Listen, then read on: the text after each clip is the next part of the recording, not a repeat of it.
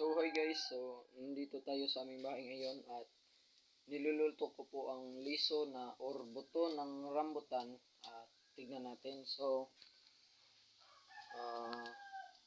yan, ito po yung sinasabi kong buto po ng rambutan. So parang nangingitim na siya guys.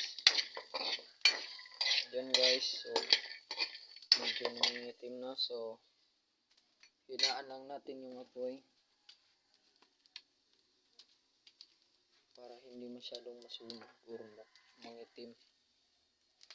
So yan guys.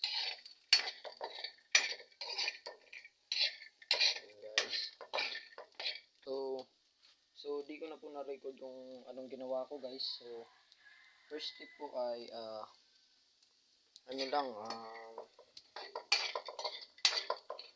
ilalagay nyo, pakukuloon nyo lang siya ng mga 30 minutes guys. Pagkatapos guys, pagkatapos pili ng balatan o kunin nyo lang po yung balat ng buto.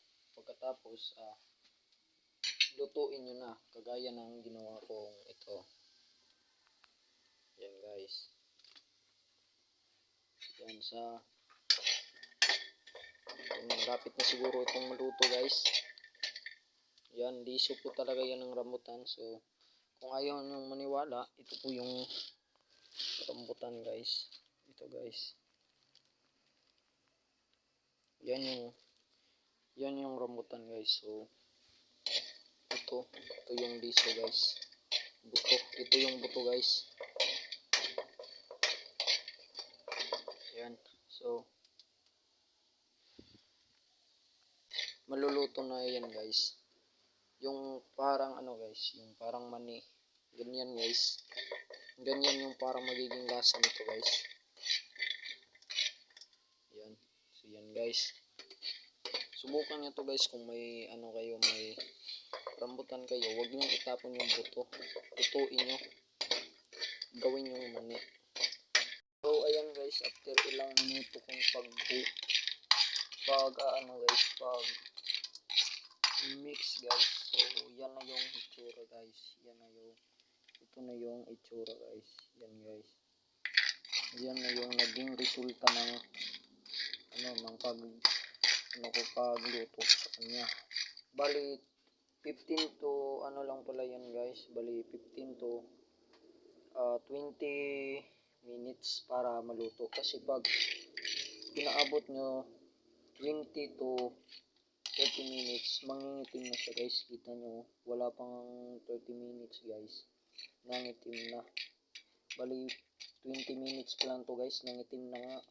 Paano pag pinarating nyo ng 30 minutes, so mangingitim na talaga. So yan guys, yan yung itsura guys.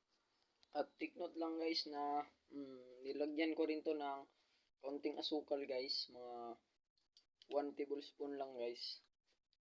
Kasi para may matamis rin, para matamis yung buto ng rambutan.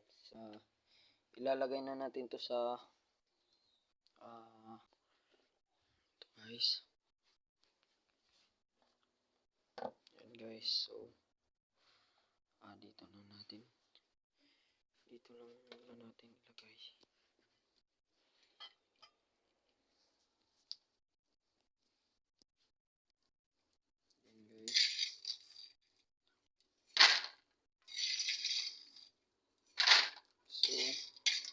Konti lang to guys, hindi ito nakaabot kasi na 1 kilo guys. Ayan guys.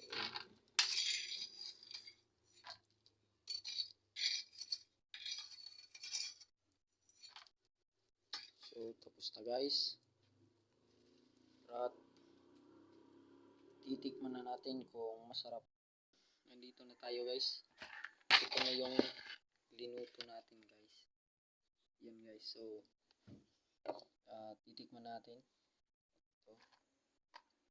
Medyo mainit siya guys kasi bagong luto pa nga. Ito guys. Kita nyo to guys. Titikman natin to.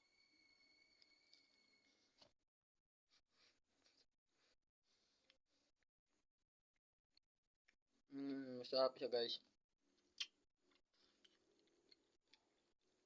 Super sarap niya guys. Masarap talaga guys. Lalo na pag marami yung nilagay yung asukal. So, lagyan ng maraming asukal para matamis. So, dahil maliit lang yung nilagay ko, hindi siya masyadong matamis. Parang sakto lang ang lasa. Pero may halong pait. Mapait siya guys. Pero hindi naman as in na napakapait. Kunti lang. So, ito guys. Eat well. So, mga hindi pa nakapag-subscribe dyan, subscribe na kayo. At yun lang. Salamat at don't forget to like, share, and subscribe. And don't forget to hit the notification bell para ma-notify ka sa susunod ko pang mga vlog. So, yun lang at salamat.